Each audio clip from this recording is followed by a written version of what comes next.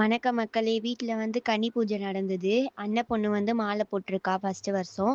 அதனால வந்து அவளுக்கு வந்து கன்னி பூஜை போட்டாங்க.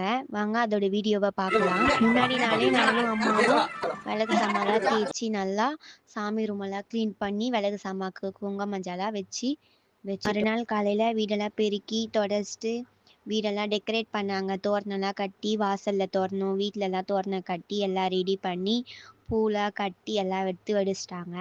சாயந்தரம் வந்து அங்க பூஜை பண்றவங்க வந்து எல்லாம் ரெடி பண்ணாங்க. முருகர் ஃபோட்டோ, அம்மன் ஃபோட்டோ, ஐயப்பா ஃபோட்டோ இந்த 3 ஃபோட்டோவும் வச்சு அவங்களுக்கு அலங்காரம் பண்ணி பூஜை செஞ்சாங்க.